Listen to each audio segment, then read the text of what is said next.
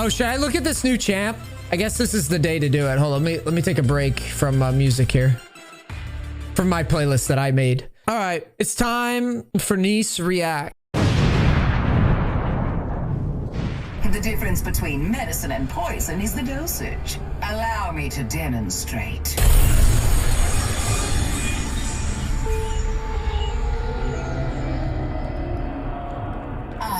My favorite part of the job. Product testing.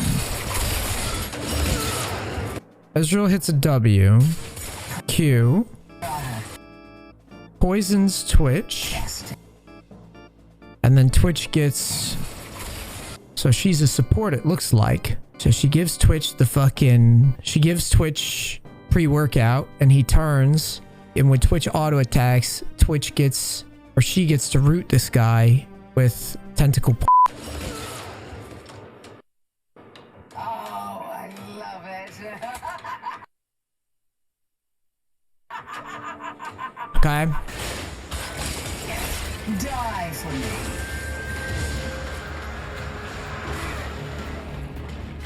Wait, die for me? Whoa. Is that what I think it is? Oh, okay. I get this one. So she gives Mundo COVID. Well, no, this is more like she gives Mundo zombie virus. Die for me. She gives Mundo zombie virus. Mundo gets a zombie. Is this like all Riot can do lately with abilities? It's like come up with like ways to do zombie shit, because it feels like there's a guy at Riot who's like got enough. He's got enough clout to where people have to listen to him, you know? Like he's been at the company for like 8 years, right? So he's been there for a while, and they're like, okay, new champion. All right, what should we give him?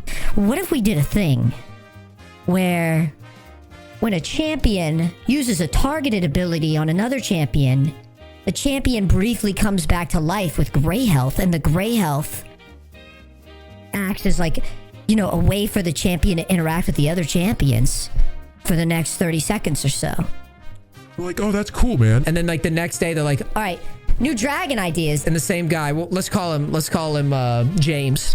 Like new dragon idea. What if the dragon made it so that when you have the soul and champions die, they come back to life and they're able to wreak havoc on Summoner's Rift.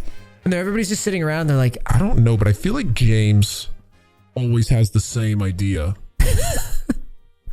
and then Action's getting ready to come out. What if like when Action kills people after they've killed somebody, they come back to life? And they're like, James! James, this is all you ever do, James. When is James gonna come up with a different concept? I don't need to get my hands dirty. look how she's walking. Oh, this is fucking corporate Mundo walk. Oh, but I do enjoy it. Kill them and suffer. What's happening? We got an ability list. Hold on, someone sent me an ability list. Renata, her name's Renata. I don't even know the name. Renata basic attack mark enemies, deal extra damage. Ally attacks consume the mark and deal extra damage. Handshake. Renata fires a missile from her robotic arm and immobilizes the first enemy hit. She can then reactivate the ability to knock back the direction an enemy in the direction of her choice.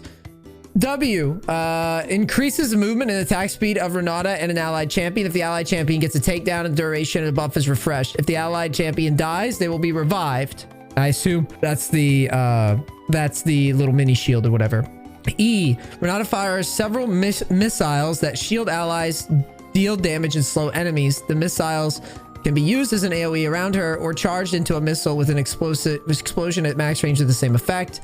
R, Renata sends a cloud of chemicals that induce enemies in a frenzy. All enemies hit will have their attack speed increased, but will be forced to attack everything around them. Their own allied champions. Neutral camps. Renata's allies. Renata. Oh, in that order. Okay, interesting. All right, so let's watch it then. Oh, okay. This is what the ult is. So the ult targets Camille. The ult targets Camille. Camille gets pissed off and targets team. That's a good idea. I like this idea. That was definitely not a James idea. Competition is for the weak. I like this reveal. Dominate. I like this reveal minus James. James and his fucking obvious revive choice every time. But no, really though, minor criticism of the revive stuff. I really think it's cool. I think it's a cool design. I think it looks cool. It looks interesting. Wonder if she'll be in Arcade Season 2. That would be very... Yeah, that does feel like she could be in there. And I like the voice. I think the voice is cool. I think the corporate Mundo walk is a little cringe. But other than that, like, I think this is one of the better releases. Because I hated Vex from like a thematic standpoint. And I said that I didn't like Vex at all. Although the champion was kind of simple. This one seems like a nice combination of like new tech, but not overwhelmingly stupid. And there is a cool idea with the Berserk thing. I think that's a neat way to shake things up because they really haven't had anything where champions just fight allied champions before. So I think that's kind of clever and different. That's cool. I like it. What's this? It's an art project. Okay, I like it. Picasso. It is time for the patch note rundown. We're going to do this one time, baby, one time. I'm just going to go step by step on the patch notes and give you the key takeaways as I see them. And then you guys can go forth and do great things. I've already talked about the items. So I'm going to not belabor the points. I don't know if my editor even put the item talk on my pages or not. I don't even know. That's how I have 3 channels now, so it's hard for me to keep up. But I will summarize the items for you guys as well, so that you can understand roughly, you know, some key takeaways about these items, and you don't have to waste too much time, you know, staring at the different data points or whatever. So yeah, let's get right into it and talk about these different champions. So Ahri, I'm gonna be honest. I don't know shit about what they're doing with this rework. I'm gonna start my patch notes appealing to my mental incapabilities, right? And I'm just gonna say that I do intend to do a NEACE gets coached again with legit Korea in the future to go over this champion in her entirety. Like I want to make sure that I get this right. He spends a lot of time playing Ahri. So probably what's gonna happen is I'm gonna have a video dedicated purely to that. The summary is, though, I would view it as a net buff to lower skill players. Okay, based on what I've seen so far. There's lots of little changes here going through the pipeline. She gets to dash a lot more. She doesn't get bonus damage. She hit by charm. But yeah, there's a lot of differences here, and I'm not going to spend the majority of the patch rundown going over Ahri specifically, when most of y'all probably aren't going to play her. When we have a good video coming eventually for that. So just stay tuned for that. Akshan, fuck this champ. This champ should be nerfed again already. I will say that I find his revive, the fact that the revive is untouched, to be egregious. I will use the word of a male Karen. I don't know what a male Karen is. It is egregious. It is rude. It is unacceptable. Do you know who I am? That's how I feel about Akshan's revive passive being a thing. I think it is a terrible part of the game right now. It feels really unfair. It fucking sucks. And there should be more nerfs. It should not be a key part of his identity. And if it is, there should be adjustments to it. I don't know what those are. Maybe it can only happen so much, so often. I don't know. But it is fucking terrible. And yeah, he was too strong in top lane and in mid lane. Not a fun champion to play against. Doesn't feel fun to get beat by. It feels incredibly lame to have the revives happen when in certain spots. It's game breakingly stupid in certain spots, and it shouldn't be in the game. I would like to speak to a manager about Akshan. Yeah, I agree with that. Amumu has been too strong in average play. Oh god, give it a rest. Riot hates this champion. There's somebody in Riot Games that absolutely hates Amumu. Get the fuck over it. Holy crap. whatever Rioter is just like in silver feeding every time they face a Mumu. The fact is, a Mumu is not that big a deal in low elo. He's just not. He's a weighted coin flip at best. No Smurfs go. I'm gonna spam a Mumu. It's the stupidest nerf ever. This is dumb. No Smurfs go. Let me Smurf on a lobby with a Mumu. It's ridiculous. Players need to learn to dodge a skill shot, and people that are playing a Mumu and winning with it, they're playing a champ that requires, like, you know, a bit of a pride swallow to even pick him.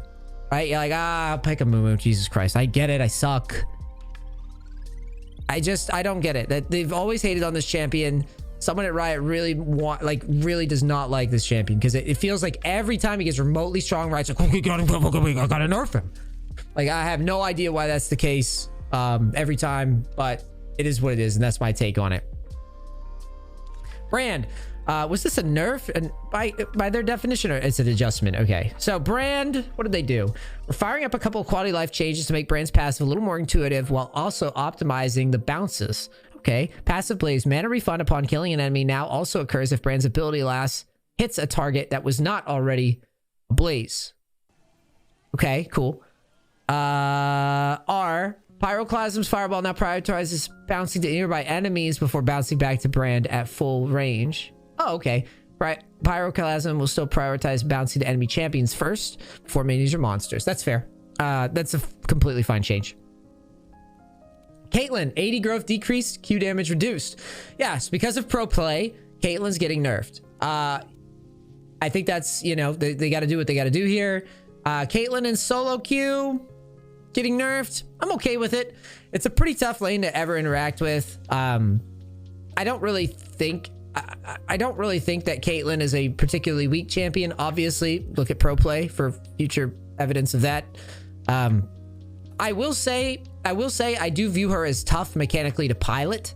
But once you get over the mechanics of her, the play pattern is actually quite simple. You bully the shit out of bot lane, you take their tower, you run around, you take all the towers. I've coached this countless times. It's not fun when she gets going, and it's played right. So I think it nerfs fair overall. Would you still play this champion? I mean, I don't know. If you, it would definitely discourage me from picking her up. But realistically, like, if you're good at her now, you'd probably be good at her after this nerf, and you could still get value out of her. Just because it's range abuse. It's tough to ever get on top of her. So yeah, I think the nerf's deserved. Corki does need to be nerfed. I hate this champion. I don't like picking him in solo queue, even though he is strong right now. The reason he is strong has very little to do with his individual agency and more to do with what happens after he gets packages, as Riot has started nerfing. Right? This is basically a nerf to the package timings. As you can see, the first package is going to arrive after 10 minutes, and it's going to restock every 5 minutes. So that's a big nerf. The premise of Corki is because he exists, you can't take dragon fights, which in higher level play is very valuable, and lower level play, not so much. Do I think Corki's just like this super busted crazy pick as people try to suggest? Maybe if he's farming perfectly, but most players couldn't do that. So yeah, I mean, this would be one of those scenarios where I don't really view him that highly in general, but I do agree that in higher level, like higher elo play, like comp play, yeah, he's a problem. So a nerf makes sense, and they picked the right thing to nerf here. It was not fair. Like the way that they're going about nerfing makes total sense to me, because I think it's pretty dumb that every time an objective spawns, you hear this fucking helicopter asshole here with his stupid fucking nose hair that he has running at you with a package. I think it's pretty lame that every objective would have to deal with that, and it's nice to get a break and you don't feel like you're always just on the back foot when you face him. LeBlanc, pro play nerf, whatever. Don't play her noobs. I mean, seriously, this champion's hard as fuck to play and win with. Don't play her noobs. Don't go anywhere near this champion. This type of shit is just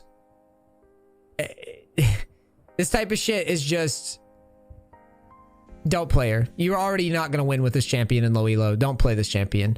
Lilia. We're making Lilia's lullaby last a little longer. She can follow up with her spells and help her teammates at early levels. I think it's fine. I don't view Lilia as a particularly strong champion in solo queue. In competitive play, I barely view her as strong, even though she shows up a bit. So yeah, I think a buff's fair. Is it a significant buff? Not really. It's a very minor buff. I don't see a 0.5 second and 0.25 second buff being that significant. I'm gonna be honest. So I think ultimately she's still weak. Get it? Ultimately, hee. Nami. It's high time for the Nami adjustment. Okay, so Nami adjustment. Let's read about this. Should make a move speed boost on passive feel more noticeable, so you can stop taking your enchanter supports for granted. Just kidding, maybe. She's already pretty strong, so we're balancing out the slight buff with a small nerf to her E. Move speed, she gets more move speed. Decaying over 1.5 on hit. Damage is nerfed. So yeah, not a huge change, just you get a lot of move speed with the passive. So this should be fun playing with Namis and running around really fast. Quinn, W attack speed bonus increased early, R damage ratio increased. Although Quinn is technically flying fine, her impact has descended a bit across all skill brackets due to various system changes. She's ended up with some headroom.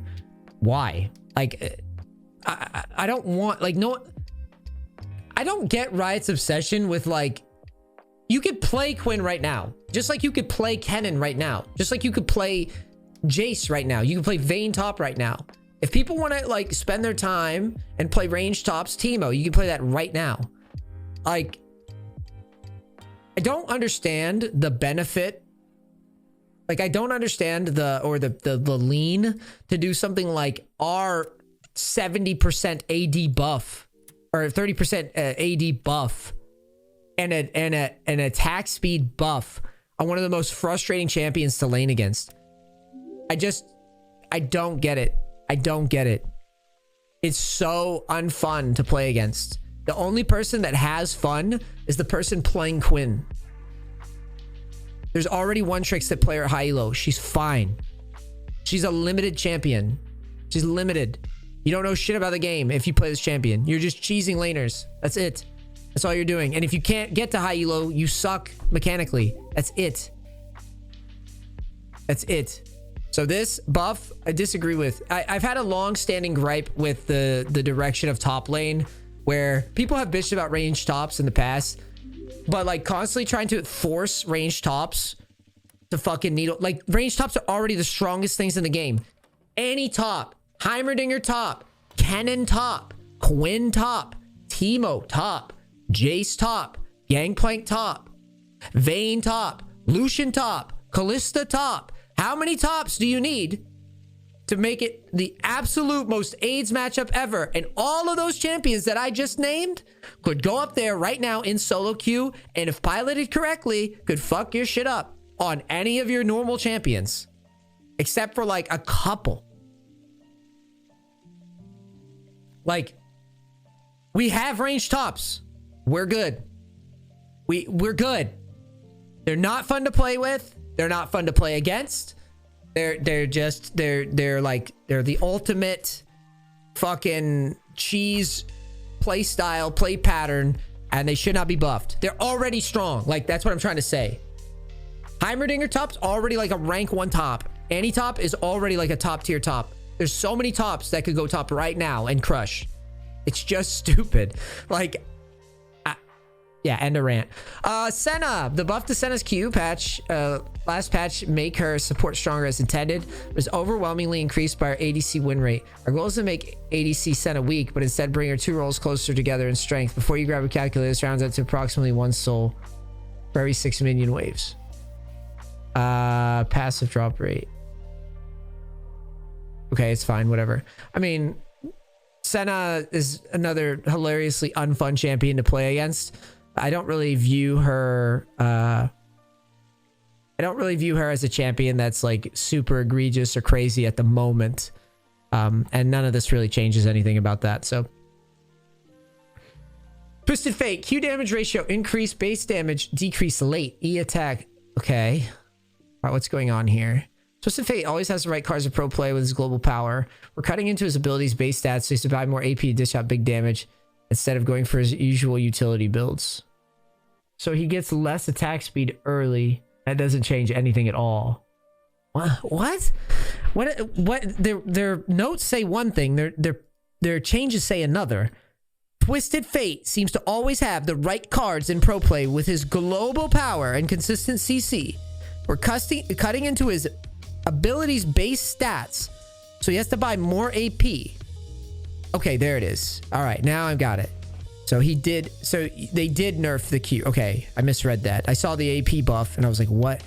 Because the attack speed, the bonus attack speed is fucking, that's a slap on the wrist for TF. Like, I like TF, but that doesn't really, I guess, I don't know. Maybe it is a significant, this is a high elo nerf. This is a high elo nerf. I could think about this faker play where he's like auto attacking Aurelia over and over, and that play doesn't exist with this nerf. I get it now. I get it. That's what it is. Okay, it's significant. It's significant to pro play. And that's precisely who they were trying to target. Go look at this clip of Faker auto attacking Aurelia, by the way. I should just have my editor try to find it, man. It's so funny. But it's basically just Faker auto attacking Aurelia over and over and over and over and over and over and over. And like, he's just kiting the shit out of her the whole time. That play does not exist with this change. Legit. Zeri. So I haven't had any time to experiment with Zeri, but she's clearly very strong once people figured out how to spam her Q properly and move properly. So we're getting a nerf. Base move C reduced. Fully charged basic attack speed decreased. Our chain lightning damage decreased. Can now critically strike. Triforce build too strong. Skyrocketing her build. We're targeting these nerfs to Triforce build, but we're compensating more zap on the ult. So yeah, she deserves a nerf. Win rate's too high on a skill champ, but she's a new champ, so Riot wants to sell her, so they're probably going to leave her to be pretty strong overall. And this doesn't seem like much of a change, to be completely honest. That's not a huge change. She'll still be fine. Move speed's down a bit. That is a significant change that will hit her win rate, but overall this isn't that big of a change. Like, she's still gonna be, once players continue to solve her, she's still gonna be a high win rate champion. Just mobility is OP as fuck. Okay, so let's talk about the items real quick. So here's what they said. We're making changes to the fighter system to reestablish the difference between nimbler, more fragile fighters and beefy picks like Darius. Previously, most items were accessible to most fighters thanks to built-in health. This made health stackers happy. Lighter fighters use these generic items that would wash out their weaknesses, making them durable yet still deal high damage. Ideally, with these changes, each subclass will feel like they have items tailored just for them. For more context, check out our quick gameplay thoughts about it here. We're aware this is a pretty big shift and we'll be keeping a very close eye. So I'm just going to summarize this very quickly, because again, this is a massive set of changes. I've already looked through all these changes and I did a whole rundown of these. Essentially, what wound up happening is Riot went through all these items and they upped the AD on pretty much everything in here, and they lowered the health of pretty much everything in here. Okay? That's it. That's been the main takeaway from where I sit. They have basically given players more damage in exchange for less health overall on these items. The big items to watch out for. The big items to watch out for right now are Death's Dance. Death's Dance is now very, very strong. You get all types of post mitigation damage received, not just AD damage. It also applies damage on shields. So this is a significant change to this item. I believe this item will be very strong, and I would be exploring builds that incorporate this item more. Steric's Gauge got a significant shift. You get no AD, but you gain 40% of your base AD as bonus AD. So the reason that's relevant is champions that are building more AD are going to get more value out of this. You see where I'm going with this? And vice versa. The Maw is now actually going to be a strong item too, because it's now giving more ability haste and more attack damage, and it's giving that shield based on your bonus AD. Okay, so Maw is going to also be strong. And then lastly, Billy the Rune King, the basic attacks, they deal 12% for melee, 8% for range of the target's current health as physical damage. All right, so essentially, the rest of the items, like I said, higher AD, and in some cases higher AH, right? But generally lower health. Okay? So you're gonna feel a little squishier on your top laners, but you're gonna deal a little bit more damage. The shift is designed to make it so that you don't survive as much. So there you go. That's basically all you need to know about these item changes, at least in terms of these like generic like bruiser top items. Like bruiser items that you build, you're gonna be a little bit squishier. Okay? Everybody with me? Everybody copy? Cool. I just want to make sure everybody understands what they're doing. So the Turbo Chem Tank, or changes to Turbo Chem Tank in patch 12.2 were band-aid to bring back the inline on Dashy Champs Akali Aurelia. We looked at solutions. We're further adjusting and stacking mechanics to make Turbo Chem Tank better suited for tanking rather than turbo charging. Emphasis on the tank, not the turbo. Gain 5 stacks per instance, damage taken from champions and large monsters. So you actually got to tank stuff to get value. At 100 stacks, your next base attack deals magic damage to all nearby enemies. Increased by 30% against minions and 200% against monsters.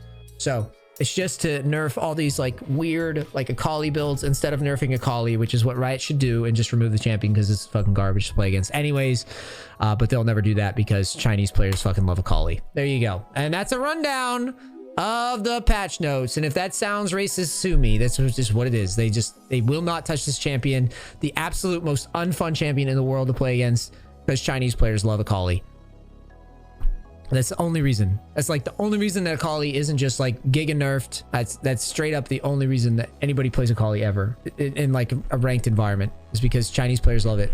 And they're not gonna touch her. Even though her base stats are way too high. Her base stats are way too high. And she literally becomes untargetable for like half a year because of Shroud. You can't even touch this champion. But she also has more mobility than you and more damage than you. Seems right.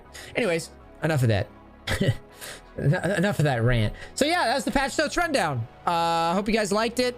Hope it helps. And yeah, let me know what you guys think after a couple days of trying out the bruiser items. I'll give those a try I don't know, whenever I get time. But yeah, and if this goes on YouTube, like and share and subscribe.